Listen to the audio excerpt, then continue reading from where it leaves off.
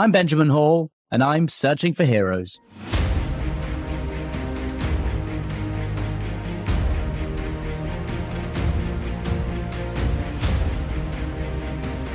Ladies and gentlemen, thank you very much for joining me again today. And we've got two incredible guests on today. Two people with whom I actually share so much in common and who have gone through something very similar to what I went through and to what my wife, Alicia, also went through. And that's because we're joined today by Spencer and Melea Tejedas. Now, Spencer is a firefighter from Gresham in Oregon. And last May, he was critically injured in a fire. He ran into that fire to try and save someone who they believed was caught inside. And as a result, he was critically injured. He was burned in 45% of his body, and he lost many of his fingers. But his story and the way he got through his injuries, the way him and Melea got through it together is absolutely inspiring. And I know that this will send an incredible message to all of you, that it doesn't matter how difficult things might feel. You can get through anything. So look, thanks so much for joining me today. And here they are. Spencer and Melea, thanks so much for joining me today. It's a pleasure to have you on. Yeah, happy to be we're here. Excited. Yeah. You know, I guess on this podcast, we talk a lot about resilience. And often it's not about what happens to people that I'm so interested in. It's about how they manage to rebuild and move on with life afterwards. And I wonder if you would say that you have been resilient, if you could describe what resilience means to you.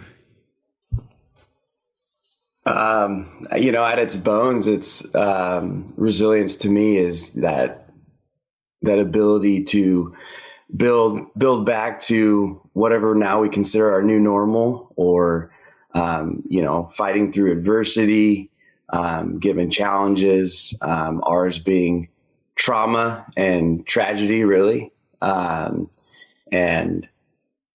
I think it's innate in most people. Kind of you have it or you don't. It definitely can be learned, but in my experience and working with the Forest Service and my life, I think I've just accumulated this resilience against all odds and whatnot. So that's so interesting, because one of the things that I've really been trying to find out is resilience in everybody? Can anybody become resilient, or can you learn that? You think it absolutely is in everyone. I mean, Melea, would you agree?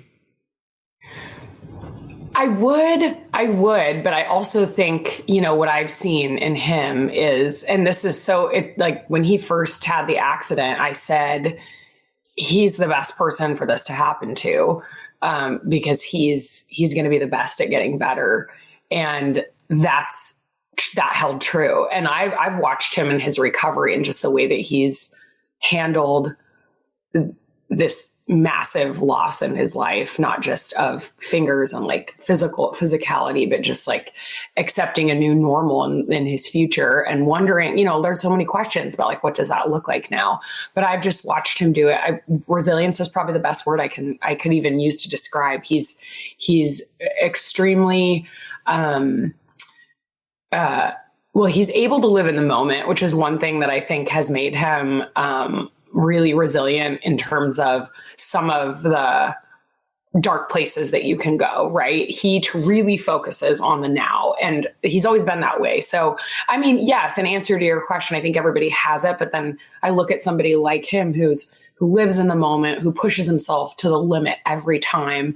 And all of those characteristics, I think, that make your resilience stronger. Because I mean, I've said so many times, if this has happened to me, and maybe I'd rise to the occasion, who knows? But if it had happened to me, like I'd spend a lot more time crying in the corner, which is not a bad thing. That's valid. And but I know my way of responding to it would not be as resilient as him. I don't know. Yeah. You both used the words new normal and accepting the new normal. And I feel that too, and I think being able to accept a new normal is probably the first step in which you can start rebuilding. First you have to accept what has happened, and then after that you can start building on top of it. Can we go back perhaps and first talk about what happened on that day and the fire itself, and then go from there? Yeah, it was a 48-hour shift. We were probably 38 hours in. Just had dinner. It was May 30th, 2024. There's some people showering, some people working out. It's the station life. But always ready, always prepared for whatever. Dispatch came in of a residential fire with potential trapped occupants. Obviously, we're very busy. We fight a lot of fire. We are one of the busiest stations in the state. And we get calls like that all the time. Fires, traffic accidents, codes, all that. Trapped occupants inside of a fire, in my mind and in most firefighters' mind, kind of just ups the ante a little bit. That pressure just starts to build from that initial tone. So, we head downstairs. We're a 6-person company, 4 in the engine, 2 in a rescue vehicle that's following behind us. En route, we're getting multiple reports. So people are calling in to dispatch to let them know that there are trapped occupants and potentially one child. And, I think you just go to muscle memory. You look to your training. We're problem solvers. So a lot of what we do is on the fly. We can only gain so much information. It was probably a 1.5-minute commute from our station. So there's not a lot of time to prepare yourself for what you are going to eventually see. We pulled up. There was probably about 15 people on the outside. We had smoke showing through a couple different windows and open doors. Fire a little bit coming off of the backside of the house. So, we're already giving ourselves a size up mentally. Looks like we have potentially maybe an exterior fire on that backside of the house, or we do have a working fire. So, and en route and in 1.5 minutes, I'm fully donned with all my PPE, and I'm ready to go to work. And my partner in the back, Jack, the same mentality. We're ready to go. When you see smoke and flames, and then with the reports of trapped child, we're ready to go. And at this point, it's true that the water hadn't yet arrived yet. The hoses hadn't arrived, and you had this critical decision to make. Do you wait for the water to arrive, or do you perhaps go in and risk your own life to save another life? Yeah. So we pulled up. I'm on the side of the house. My first step onto the street, I have, which I learned now was the mother of this potentially trapped child, in tears and yelling and screaming that her child is in that bedroom and save my baby. So, on most fires, we're grabbing a hose line. We're going to get stuff into place, check all the boxes safety wise, and then make an attack on the fire.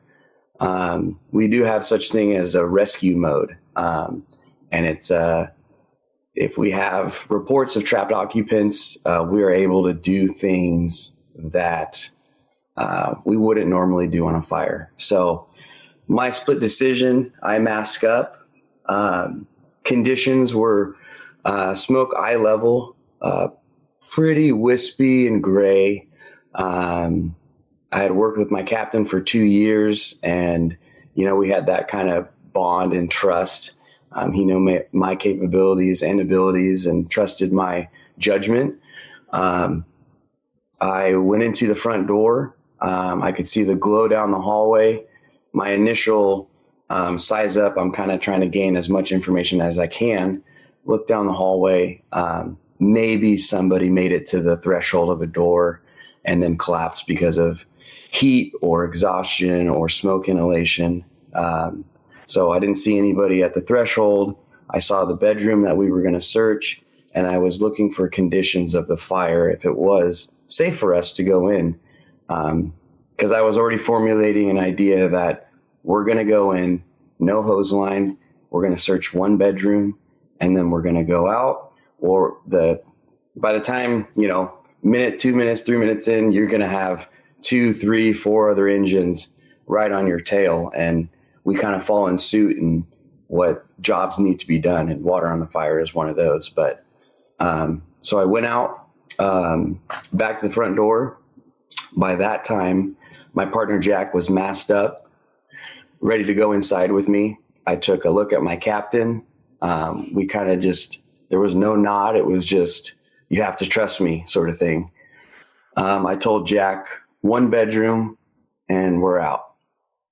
We proceeded to go into the house, took a right turn down the hallway. I sent him into the bedroom, which is pretty typical search practice. One person stays outside the bedroom to stay oriented, keep eyes on conditions and whatnot, and he'll search the bedroom the best he can and as fast as he can.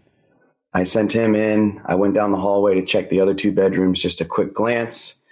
The fire was in a bathroom, and it was starting to make its way out into the hallway and lighting some of that smoke, which is not a lot of people realize is unburned fuel. So smoke will catch on fire. So that's what I was seeing as conditions were worsening. The temperature was rising. And within 30 seconds, I realized what was about to happen and that we needed to get ourselves out of there as fast as we could. I made my way back to the bedroom. I'm yelling at Jack. I don't know if you want to know exactly what I yelled at him, but I said, we need to get the fuck out of here. And the last thing I saw was his mask coming towards me, attempting to exit the bedroom. And the next thing I know, the flashover occurred, igniting all the smoke within the house in seconds, as well as the floors, the ceiling, the walls, anything that was already heated up enough to catch fire, caught fire. So I go from great vision and oriented to a wall and knowing my exits to being inside of a fireball with no visibility other than what you could imagine if you put your face into a fire. I don't even know what I was thinking at that point. We have measures to call for maydays if you're trapped or in trouble. I knew I was in a really bad situation, and I think the only thing I was thinking was like, you need to get out of this house. They say temperatures could reach with flashovers and the velocity that they saw outside of the windows and basically all orifices of the house. Temperatures reached upwards of 1,400 degrees. My gear is only rated to about 650, and it's really good with ambient heat, but direct flame impingement, it might as well be another thing to burn. I was burning alive, and I figured Jack was in the same situation, and we were somehow trapped and fighting for our lives. What felt like 30 seconds, but at the same time also felt like forever. I am slowly burning alive, and I have no walls. I have nothing to orient myself to get myself out of this situation. I'm realizing pretty quick that I'm not going to make it out. You're listening to Searching for Heroes. We'll be right back after this. Gosh, did you think at that point, were you have a moment where you were aware? Did you think that you were going to die at that moment? Yeah. And did that come with fear? Did that come with, what was your feeling as soon as you thought that? Or an acceptance? There was I talk about it because it's something I think about every day. I was calling out to my wife and my kids. I was screaming. I didn't want to die.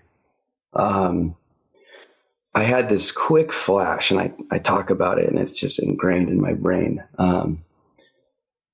I thought to myself, how do firefighters die in fires? And I said, I thought is it my mask gonna fail? I take one deep breath of superheated air and suffocate.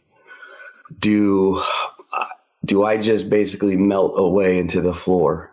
And it was a quick flash, and it was a realization, I'm not going to get out.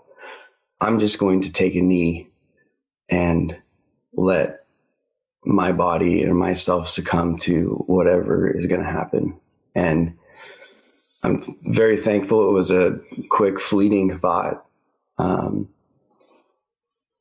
I somehow gathered whatever I could. I realized, Spencer, you still are breathing good air. You still have the mask seal. I put my hand to my mask. Everything felt secure. And that thought of taking that knee, I don't know how I mustered up to get it out of there, but I was just telling myself, you need to get out of here right now. Like, this is it. There's no taking a knee. Like, you need to gather it yourself and get out. And I slowly am just getting, just superheated, and I can feel myself burning.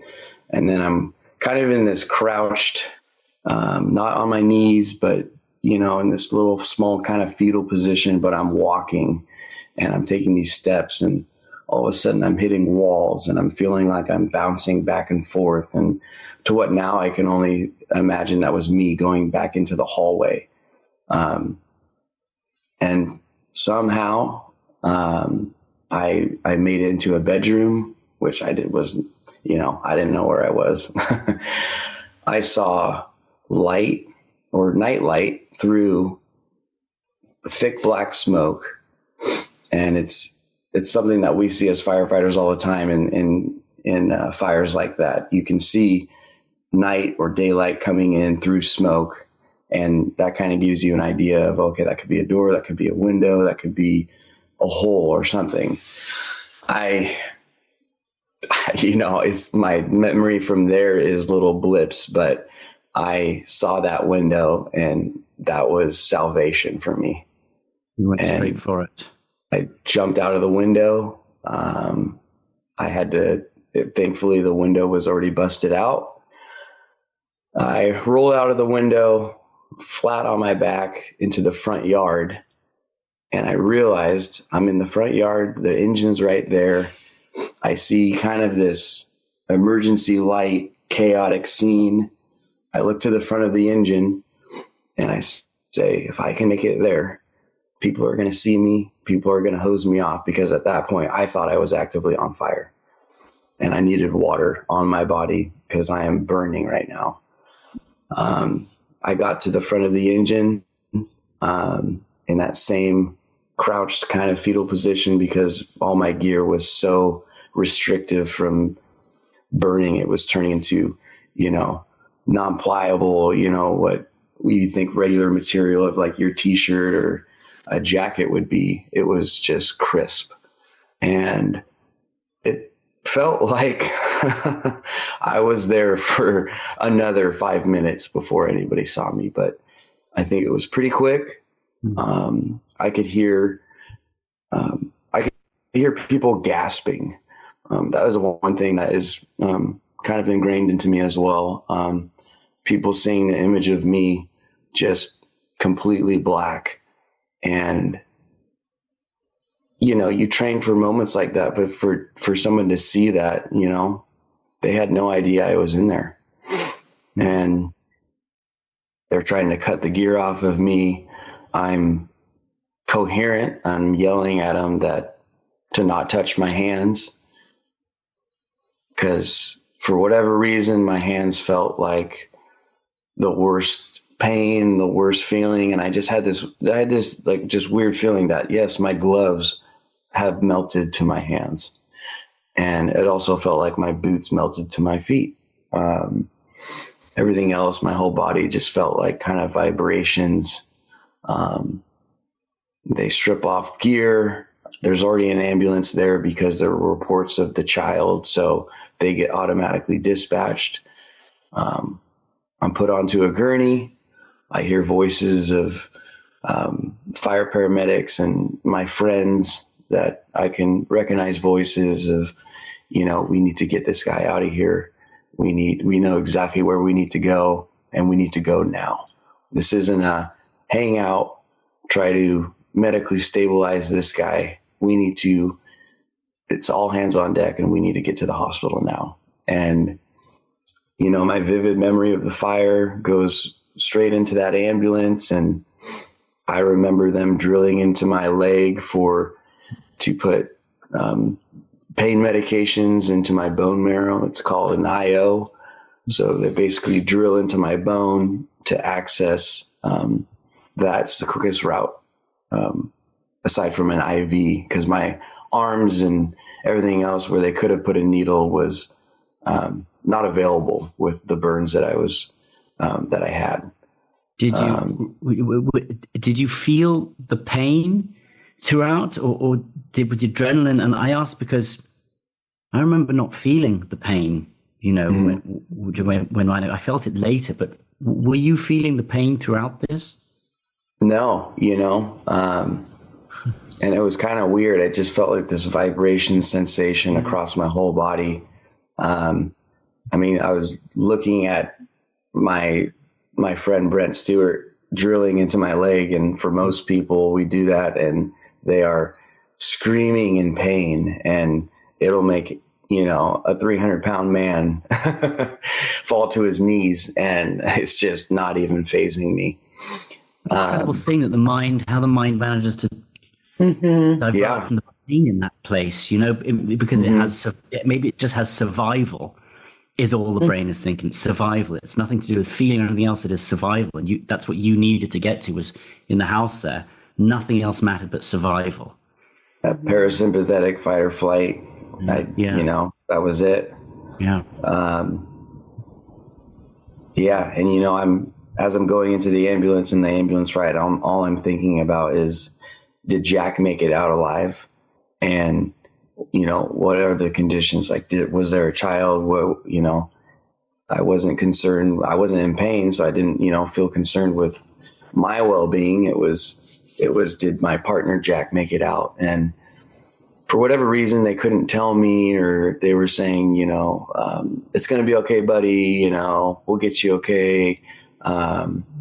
Everything's fine. And they wouldn't tell me. And I kind of just thought to myself, he didn't make it out.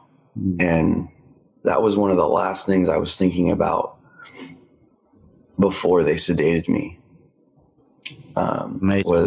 Jack didn't make it out, and tell my wife and kids I love them. You're not thinking about yourself, and everything you've talked about from when you went in. You can understand how you guys worked as a team. Your training, everything you do is about your teammates, and it's about saving people. And you were not the top of that list. It's other people. Yeah. Yeah. That's right.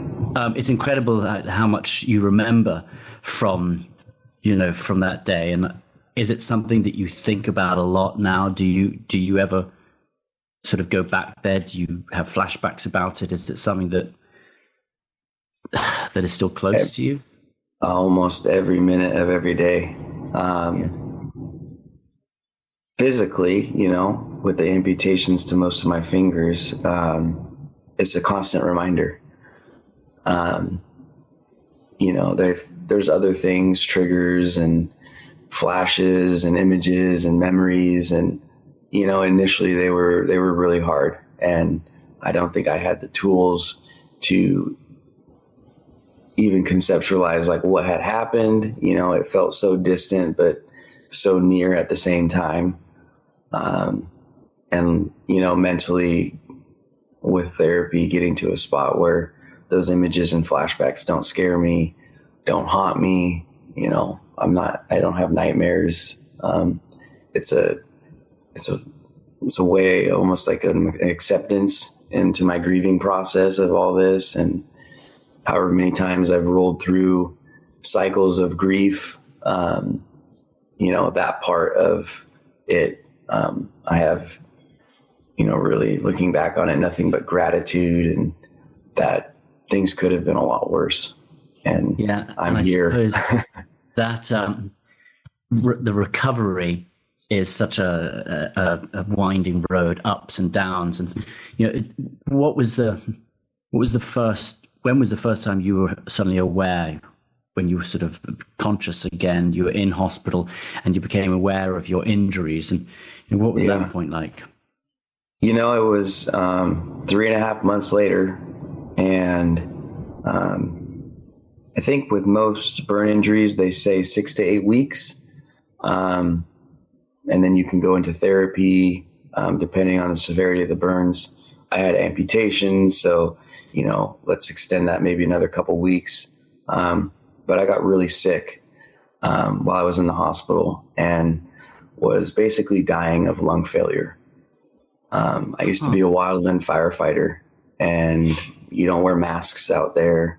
And I'm not a non-smoker. And every time, what? Oh, you're a non-smoker. Oh, still a non-smoker. Has never been a smoker. Yeah. Is what I meant to say. And, you know, I think they attributed my bad lungs to my exposure that I had in my 8-year seasonal career with the Forest Service as a wildland firefighter. And, you know, this is all unbeknownst to me. I was under sedation. I have no memory for 3 months after the fire. I only have pictures and videos of what happened. Every time I went into surgery, my sats would plummet. They couldn't figure out why a healthy 34-year-old man, non-smoker, is basically dying in front of us, and there's nothing we can do. So I got a really bad lung infection, had lung failure, and was put on a machine called ECMO. If you're familiar with that, it's the COVID lung life-saving machine. Yeah. Basically diverting blood in my body into a machine. The machine oxygenates it and puts it back into my body or into my heart. My lungs were not working for 5.5 weeks. Wow. And in July, and my wife will tell you, there were multiple times that, you know, she was prepared to say goodbye to me. Yeah. Melea, how about, you know, this is something that, and I know this personally as well, that, you know, you go through this as a family. That it is both of you that go through this. And can you tell me about when you first found out about what had happened? Yeah. So it was that night, I had gone to bed early, probably around 9, put the boys down. I was obviously used to nights by myself, with Spencer working 24, 48-hour shifts. So I put the boys to sleep. I went to sleep, and then, it was around 10:30. I was awoken to pounding on my door, and I froze. I thought someone was breaking in. I was terrified. Like, I had that feeling where you just freeze and you're like, what do I do? And I just remember thinking, well, what if Spencer and I talked about what I would do if somebody does something like this? And I'm thinking about getting the kids, and I'm like, it's just all running through my mind, but I can't move my body. And meanwhile, this pounding keeps continuing. It's so loud. And then all of a sudden, I saw a really bright light shining in my bedroom window. It looked like a flashlight, but like extra strong. And I thought, that's not somebody trying to break in. Why would they be trying to get my attention? And I realized, oh my gosh, that's got to be the police. So I finally mustered up the courage to look at my Ring camera, and staring right back at me was Fire Chief Lewis, with the Milwaukee Police Department behind him. And in that moment, I mean, my body completely froze. It went into fight or flight. My heart felt like it was exploding. I flew down the stairs, and it was the only way that I can even describe it was just like this primal response that my body had. I've seen it in movies, and I always thought it was silly and dramatic, where the door opens and, there's this extreme reaction to somebody standing there. It just seems like, why would you fall to the ground? But I had no control over my body. I fell to the ground and I just screamed, like, is he dead? And the fire chief, and I mean, I could barely move, think. The fire chief said, no, but he's burned badly and you need to come right now. He brought the police with him to hope that I would be more comfortable opening the door because he came off shift that night. But I got in his car. I had an amazing neighbor who came over to sit with the boys. I got in his car and all he could tell me was, it's pretty bad, but we don't know the extent of it. And he didn't know much. So we rode that whole way, 30 minutes to the hospital. I was just like, okay, all right, this is bad. But I was trying to just hold it together because I'm like, we don't know how bad. And I mean, really nothing could have prepared me for what it felt like when I walked in. When I got to the ER, they took me kind of at a back entrance and there were like 100 firefighters lining the walls. I felt like a deer in headlights. I was just like, where is he? And I didn't really know a lot of Spencer's colleagues because he was hired during COVID. So we hadn't had a lot of the family gathering experiences that a lot of other fire families had had. So I knew some of the firefighters, but I was just panicking. I'm like, where is he? Where is he? And all of a sudden they bring me to his room. And I mean, nothing prepares you for seeing your husband lying there. The first thing I remember noticing is the smell, just burnt flesh. His clothes were all torn, ripped off of him. He's obviously intubated. He's in some of his clothing that are burned. I can see burns on his skin, but what I learned about third-degree burns, they don't look that bad at first. So I remember looking and thinking, okay, this isn't that bad. All right, they say there's burns, but like those look like they're going to heal. And the burn surgeon met me there and he said, and he's the director of the Oregon Burn Center. So he's like, they called him in because they're like, this one's really serious. And he's like, okay, time will tell. We don't know how bad all of them are. He first estimated that Spencer had 35% of his body burned. And then once they moved him out of the ER down to the burn center, he came back out and said it's more like 45% of his body, third-degree burns. So, yeah. Had you guys ever talked about the dangers, of injuries like this? I don't know if that's a conversation that you guys would have if you work in the fire department. Do you prepare for something like this or not? I don't think we actually had super intentional conversations about it. We met when I was a wildland firefighter, and I don't think we ever talked about it then about, the potential dangers of that. It was kind of just my job and there's inherent risk, but most of what we do and the probability of anything like that happening is so low. You don't want to go to a place of always being in fear when I go to work. The most dangerous thing we do every day is get in our vehicles and drive. So, I think we did talk about it but I don't think Melea, correct me if I'm wrong, if like you lived in that state of fear every time I went in thinking that at any moment my husband could burn in a fire or whatnot. And well, no, and I think, I would imagine, Ben, like your wife maybe can relate to this. Anybody who is married to somebody who has a job that can put them in danger. I think, there is a level of, to use your word, resilience that you develop as the spouse, because you have to be able to control where your mind goes. And I would be lying if I said, over the years, there weren't places or times when I was nervous or scared. I remember seeing the first time I saw videos of a fire that they were on. And that was terrifying to me. I was like, you guys actually go in there? Some of the realities of it, like I wasn't aware of. So in some ways, ignorance is bliss. But in other ways, you have to develop kind of a thick skin to understanding that, something could happen. I think where I look back, you know, because the odds were so slim that something was going to happen to him, at least in my mind. It's not that I didn't think it could, but we didn't really ever prepare for it because, the more likely we get in a car accident than have something like that happen. And so we didn't really talk about what that would look like. We didn't talk about, you know, his wishes, and we didn't talk about, you know, I mean, we didn't talk through some of the things that I think might have made that time at least a little bit easier for me in terms of having to make so many decisions for him when he was sedated for 2.5 months.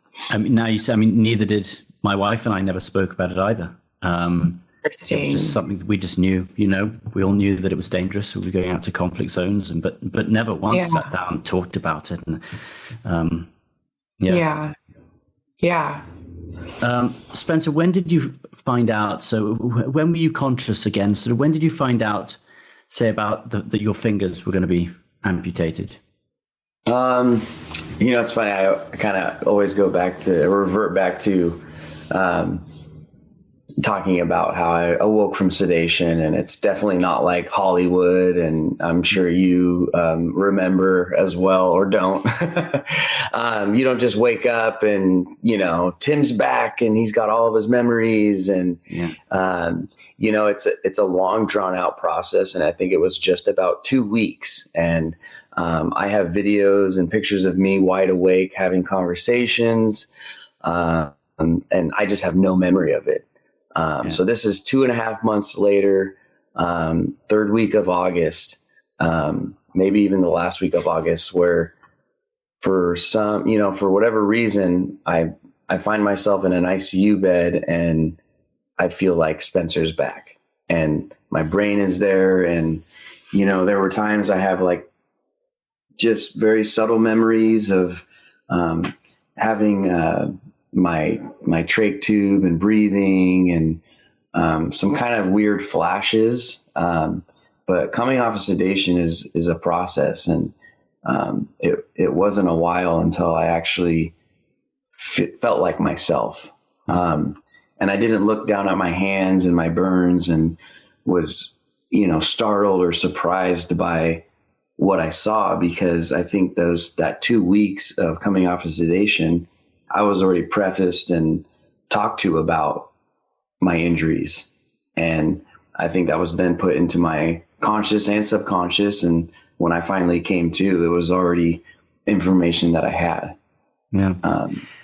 How does the mind, when you start looking at the rebuild, so, you know, you've been injured, and then you have to look forward, and you have to sort of accept and know that your life ahead is going to be different. What was that mental process like? I mean, did you quite quickly say, I know that there are things I will not be able to do?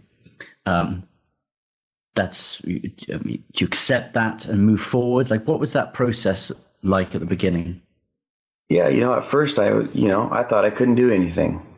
I was depressed. I was projecting a not fulfilling life, and just the unknown, you know, was really crippling.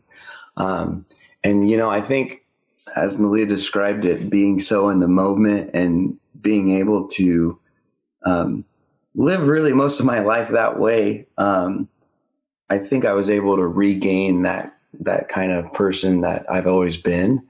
And instead of projecting out and having expectations, I was able to just realize in the moment, you know, the moment and tasks at hand that needed to be completed, or physical therapy, and, you know, not weighing myself down with expectations or why me's or what ifs. And, you know, I don't know if that was really consciously me doing that, or if that was just, you know, my brain kind of chemistry coming back to normal.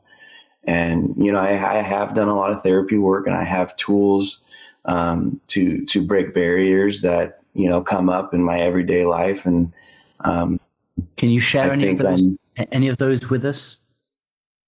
The barriers or the hurdles, I guess. Yeah. More than that, the tools. You know, I know what some of those dark places are like, and when you're not sure life will ever be the same, and you have to find tools, and you have to find the ability to get over them, and to to realign things. And I wonder what those sort of tools are for you and how you're able to sort of reclick your mind and get off those. Yeah, and I think a lot of it is in therapy, and one of the biggest things is just openly talking about it and allowing yourself to be vulnerable. Yeah. I've never gone into therapy. I've never talked about feelings, emotions. I'm such a caretaker, and a lot of first responders, I think, will share my thought on this. But being a caretaker and a first responder, if everybody else is okay in my surroundings, then Spencer is okay. Mm-hmm. And I quickly realized that I don't have to be okay, and I don't have to try to fix everybody for myself to, make strides in recovery.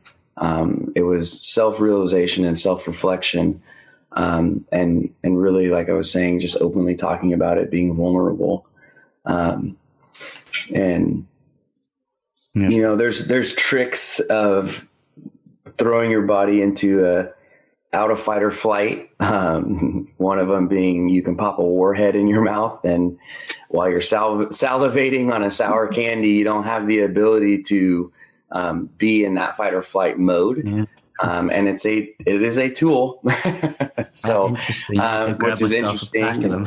Yeah. It's funny. My therapist busted out probably a 500 pack of them, the baggie that she has. And it's a tool. And there's, a lot of ways to break yourself out of rumination. And rumination can be, oh man, it is something else. And it's easy to, follow those dark paths. And, there's techniques of, watching feelings and trying to look at yourself from above, and, you're okay. You're feeling that. I see that. I hear that. I feel it. Accept it. Let it go. Save it for later. Put it in a container. There's container is a technique. Yeah.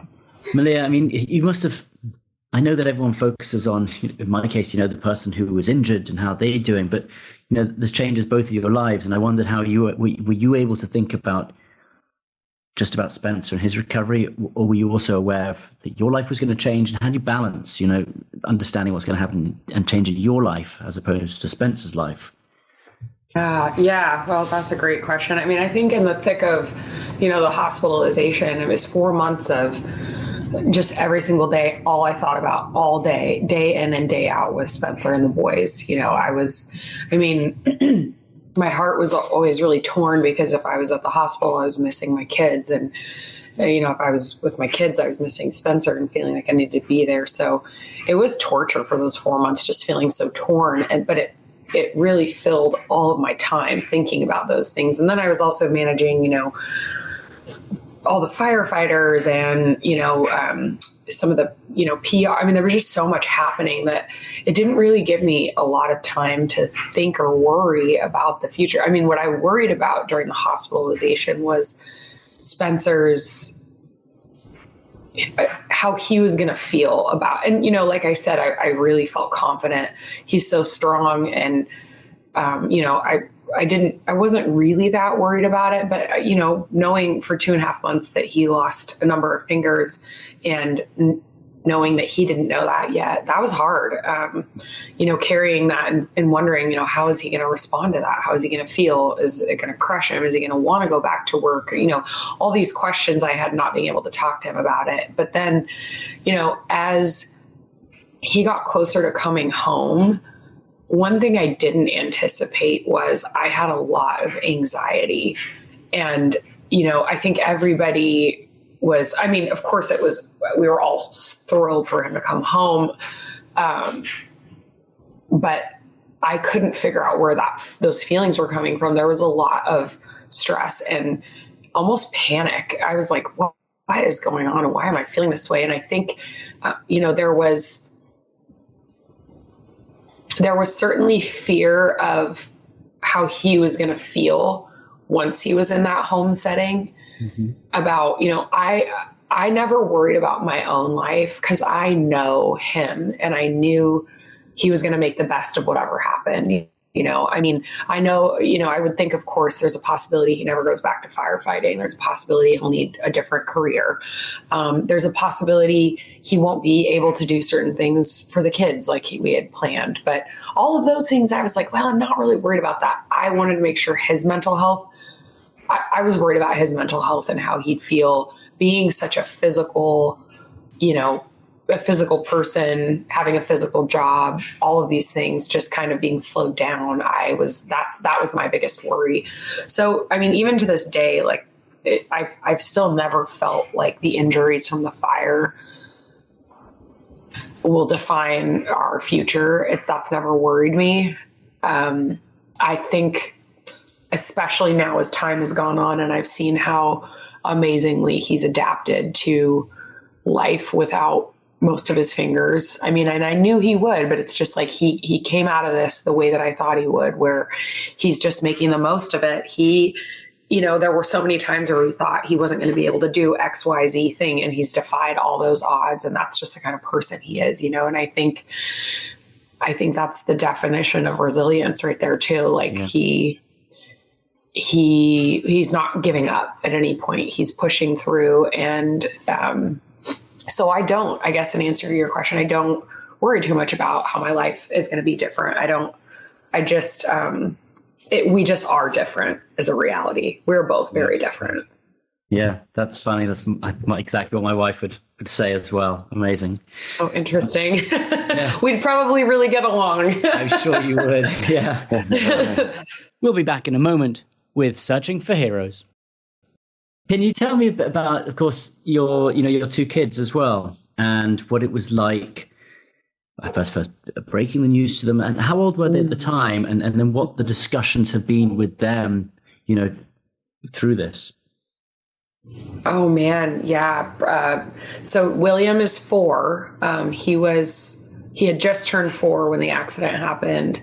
Charlie is 2, but he was 1.5 when the accident happened. Mm-hmm. So, William, gosh, he's funny. He's a spitfire. He's our little comedian. And he, when the fire first happened, it took me a couple days to be ready to tell them. Of course, our family members were all around. So I think they knew instantly, because kids are way smarter than we give them credit for. They knew something was up, but I just told them, oh, dad's doing work, and that's why he's not home, until I was figured out how I wanted to talk to them about it. And I remember, the night that I told them, of course, Charlie was too little to really comprehend at that time, but William, just had so many questions about like, what do doctors do? And, why do doctors use scissors? And did daddy, this one actually really impressed me. He said, why did daddy get burned if he was wearing a fire suit? And I know questions that I was like, all right, you're stumping me here. I didn't even know at that point. I was like, good question. Yeah. But truthfully, they have been, I think, the shining light for both of us. They handled the news as well as you could imagine. I think kids, it comes out in different ways. So for them, I noticed over the summer, there was certainly more behavioral stuff that we saw. I think as a result of my mom flew out, she was spending a lot of time with the kids. They had their other grandma helping. They had aunties and uncle. There were a lot of life just wasn't normal for them. And so I think even though William certainly knew what was happening, it was still kind of confusing. But I think they just missed the normalcy of having mom and dad home, and they really struggled with not being able to see him for so long. And we also couldn't do pictures or FaceTime. Obviously he was sedated, but even once he woke up, we had consulted with a child psychologist, and she said, it's just a little too scary. He had a trach still. He had a bunch of tubes connected to him. He couldn't talk very well. So they were like, we don't think that he should see him yet, or they should see him. And I don't know, I'll let you talk about when you first got to see him, because that was pretty special, if you really remember. Yeah, right. It was just like an overwhelming sensation, and just I just felt like once I held them in my arms, it was just like, everything's going to be okay now. Like they're safe. I'm safe. I'm not going anywhere. Yeah. Just so many emotions wrapped into one. And it makes me emotional now. Just like, like seeing that image of the door opening and them running outside and me seeing them for the first time. And, William and I, felt like we really didn't skip a beat. And, like Melea described, he's super inquisitive and he's more concerned, and, he's been such a big help, even since I've gotten home. And, it took Charlie a little bit of time. That's a big chunk of his life, being so young. And then, being basically a baby and not being able to really conceptualize like what happened. He's going to know me as dad with, 2.5 fingers. And, that's just life and how it's always been. And, when I went home, I think it was a little bit of stranger danger. He was, a little unsure, like, okay, this man was in my life and then he wasn't in my life and now he's back in my life. So, I think, now it's just, we're striding and, we're at a really good place. And yeah. What does the future look like? I mean, fire service. I suppose that the question really is, because I feel this as well. Like, I don't want my injuries and what happened to me to be the only thing that people know or think about me. That it's really important that I do other things. I want to keep doing things, and I do not want that to be the thing that people remember me or think of me about. And I don't know if you feel that as well, and how you see the future going. Yeah, I think it's bright. It was pretty gloom late last year, but coming into the new year, I have a new outlook and optic on the fire and what happened. And I'm in a state of just nothing but gratitude. Yeah. And for the support and the doctors and the nurses and the neighbors and everybody who supported me and continue to support me throughout my journey, and my family. And, my family was taken care of, and I didn't have to ask anybody to do anything. It was just, they knew what they needed to do, and that support. So I feel like I owe it to those supporters and my family and friends to get back on the wagon and be Spencer again. And, I'm working with my prosthetics team, and there's a lot of bright things coming down the wire, and life is moving super fast. And, Can you tell me a bit about prosthetics as well? So, what the options are? Yeah. So, to go back to that last question, my idea is to go back into the spring, be a part of the training division with Gresham Fire, and be in, whatever capacity and role that I see fit. And I think everybody is excited for me to come back, and whatever I can and can't do, like, let's work through it. And, I don't blame Gresham for the fire. I don't blame anybody. I want to go back to work. I love firefighting still. I'm not, I need to get in a spot and mentally where, maybe it's not so triggering, but, I want to go back. I want to be back with my other family, really. Yeah. But with prosthetics, it's a great team, based here, in the Portland area, Arm Dynamics, Advanced Arm Dynamics. And, there's a lot of different, they just, there's the technology is there, and, it's something everybody know exists, prosthetics. But to be intimately connected to it now, it's just opened up a whole nother world. And, from electronics to, some basic prosthetics that I received, I can do anything I want, and they are so into and have such a perfection for their craft that they would love for me to come up with a problem so they can just solve it. The same thing, like how my brain works. Yeah. But so my left hand was still healing. So we've just taken molds of that in the last week, and prosthetics will be approved and coming down the line here in the next month or so. my right hand was actually approved, and it's my dominant hand, and it's got two. So I have a ring finger and a middle finger, a quarter of a pointer finger, half a thumb, and no pinky.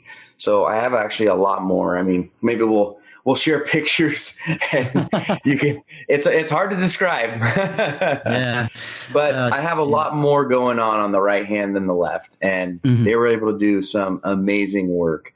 And basically, what we've come up with is a hybrid with the movement that I have currently in my hand. I'm able to manipulate fingers, and they're titanium with basically like almost rubber tip fingerprints.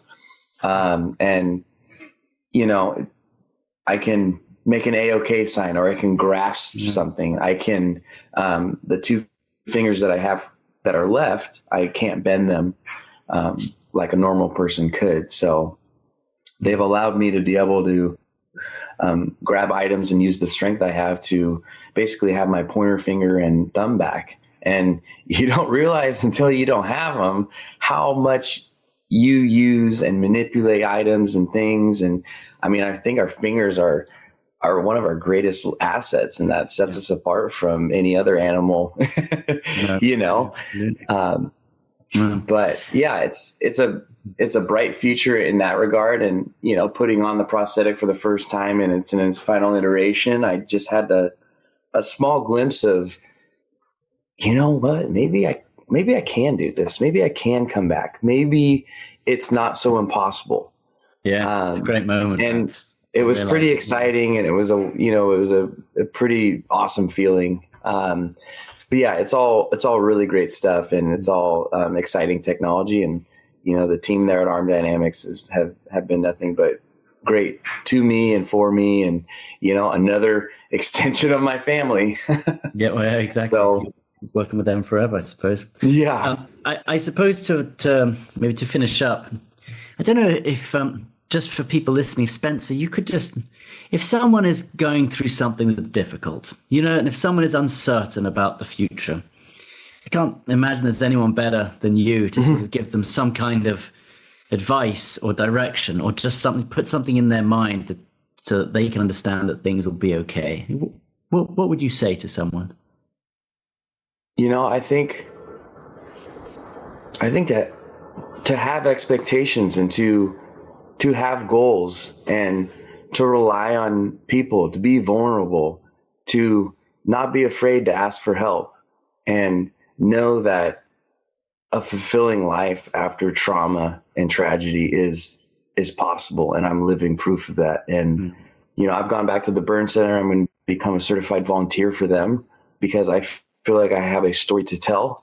And I feel like I am so connected into this life, and what I know what people are going to go through. And I feel like I have the utmost respect for Emmanuel Burn Center and the neurotrauma unit. And, you know, I just feel like I can help people, and just know that it's possible, and I'm living proof, and will be living proof forever.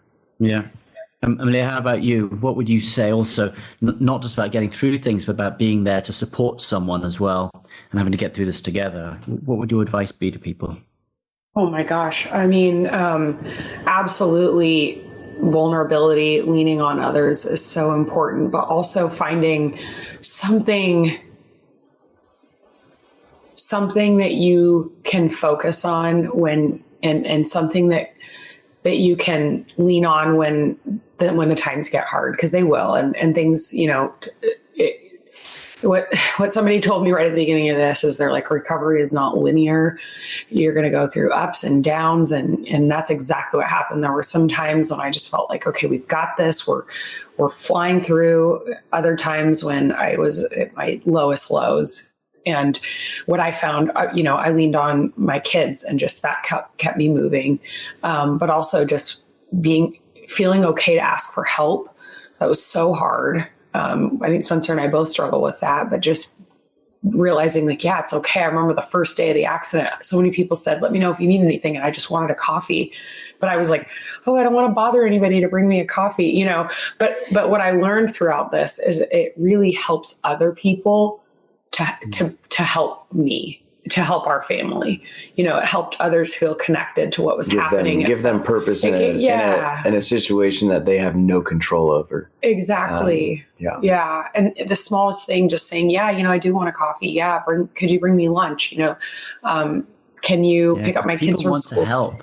They do. They really do. And the fire family and the service is, you know, they really stepped up. And I don't think Melea, and I don't think a lot of people understand what that actually means. And, you know, I tell her I work with one person one time and they are a brother. They are a sister to me now because I have to rely on them for my life in a situation that actually happened. And, you know, to understand that and to feel that support, I think it was just overwhelming for her and in a good way. And maybe kind of stressful too, to have to deal with a bunch of firefighters who, you know, I think the first week I had people mowing my lawn and cutting bushes and, you know, they didn't know what to do. They couldn't help me. So they're going to take care of everything else. Wow. Look, honestly, what a great pleasure to speak to you both today. You know, Spencer and Melea, really, I just know that anyone listening can learn so much just from that. And I feel that it's awful to people say, oh, you've got such a great message and it sends so much positivity and you're so resilient. But it is true. And like your story does really help. And hearing you speak and being so open will really help other people. And like you said, talking is the best thing. And so I'm just so appreciative that you joined me today and grateful for it. Thank you. Well, Thank you. Yeah, I really appreciate you reaching out. And, you know, I listened to a handful of your podcasts already, and it's very inspiring. And, you know, I don't like to talk about myself. I never wanted to be in the spotlight, but if I can ignite and inspire, you know, I'm in a position to do that and would love to help in all I can. So I also have to say, Ben, your story is just incredibly just amazing, inspiring. We feel so much of the things you're sharing with us, we feel towards you too. So we're really fortunate that we had a chance to meet you.